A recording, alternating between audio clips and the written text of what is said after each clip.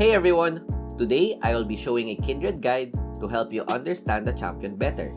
I'll also be giving tips and tricks on how to utilize her efficiently as well as exclusive wildrift features for this champion.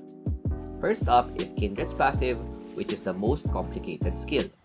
Each mark makes all of Kindred's abilities stronger, but the most important part is getting the additional attack range, which increases every 3 marks.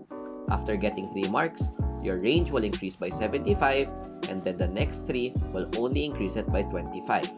That is why when playing this champion, our priority is to always get at least 3 marks as soon as possible for a big power spike. Next is how to be able to get the marks. We will be splitting this up into 2 parts, which is the passive and active component. In the passive component, the first mark will be seen at 125 minutes into the game when the scuttle crabs spawn. Then the next mark will show 30 seconds after each mark monster gets taken down.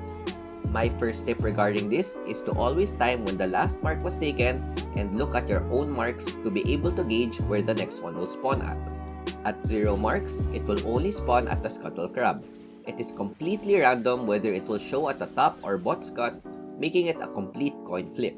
In the worst case scenario where you are taking top scut and the mark shows at the bottom scuttler, which is where the enemy jungle is, both scuts will be taken and you will have to wait until the next scut spawns instead of the usual 30 seconds, assuming that you get 0 mark kills or assists.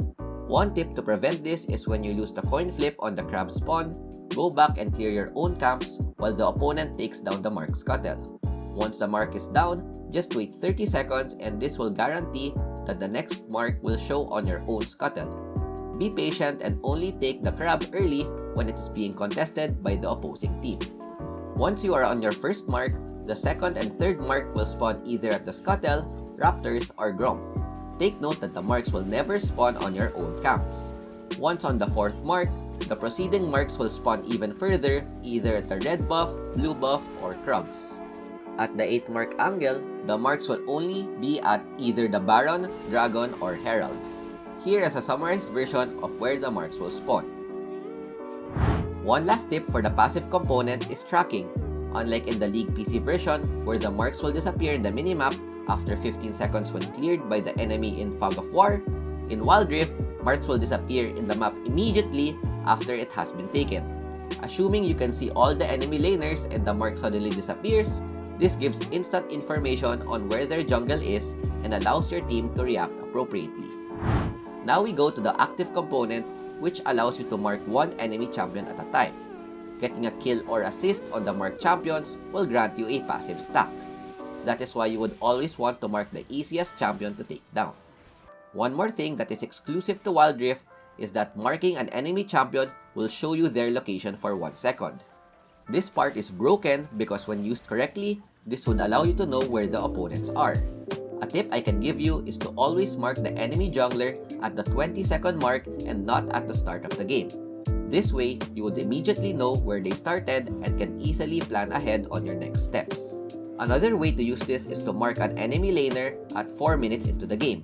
Take note that you can only change your mark every 50 seconds, so at 5 minutes, you can change the mark again back to the jungle and immediately know if they are going for Herald or Dragon.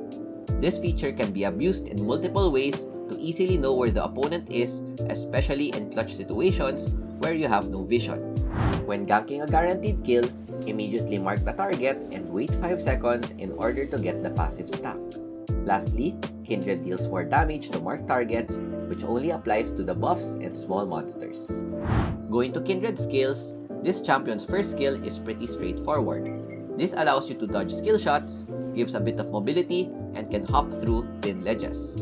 Kindred's second skill is best used where a fight is happening and decreases the cooldown of your first skill. Another tip is that it can be used to face check bushes to know if there are opponents waiting in the bush. Next would be the third skill, which is basically an execute and is something you would want to use as late as possible, whether attacking the opponent or clearing camps. It can be used together with smite for a higher chance of securing the objective. This can also be used in combination with Kindred's ulti, only proccing the last hit after it expires for a big burst. Last would be the ultimate, which is best used against burst champions to prevent Kindred or her allies from instantly dying. Take note that it also applies on enemies, so use this skill appropriately. One last tip about her ulti is that it also works on neutral objectives. Timing it perfectly before the objective gets taken can bait their smite and allows you to take it for free after your ultimate expires.